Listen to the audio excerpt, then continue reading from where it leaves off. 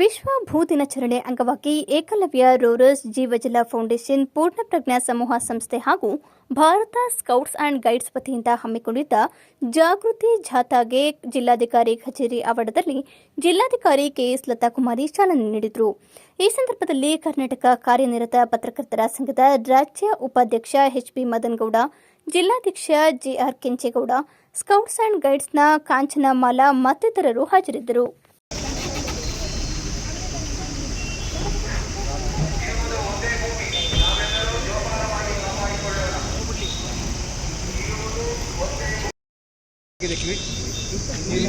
Flag ಕೊಡಿ.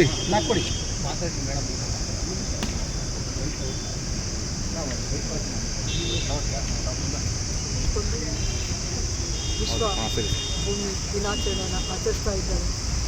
ನಮಗೆ ಇರೋದು ಒಂದೇ ಭೂಮಿ, ಅದನ್ನು ರಕ್ಷಿಸುವುದು ನಮ್ಮೆಲ್ಲರ ಕರ್ತವ್ಯ. ನಾವೆಲ್ಲ ಹೇಳ್ತಾ ಇರ್ತೇವೆ, ಬರೀ ಮಾತಾಡೋದು ಅಷ್ಟೇ ಇಲ್ಲ, ಪ್ರತಿಯೊಬ್ಬರು ತಮ್ಮ ಜೀವನದಲ್ಲಿ ಇದನ್ನು ಅರ್ತ್ಕೊಳ್ಬೇಕು.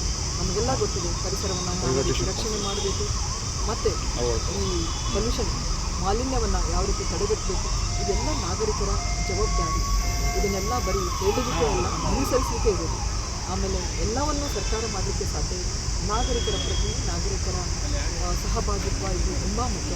ಇವತ್ತು ನಮ್ಮ ಜೊತೆ ನಮ್ಮ ಸ್ಕೌಟ್ಸ್ ಆ್ಯಂಡ್ ಗೈಡ್ ಮಕ್ಕಳು, ಅವರ ಟೀಮ್ ಇದಕ್ಕೆ ಒಂದು ತುಂಬ ಅರ್ಥಪೂರ್ಣಕವಾಗಿ ಒಂದು ಚಾಲನೆಯನ್ನು ನೀಡ್ತಾ ನಮ್ಮ ಜೊತೆಯಲ್ಲಿ ಎಲ್ಲರೂ ಸೇರಿಕೊಂಡು ಇವತ್ತು ಕೊಡ್ತಾ ಇದ್ದೇವೆ. ಮತ್ತೊಮ್ಮೆ ತಮ್ಮೆಲ್ಲರಿಗೂ ವಿಶ್ವ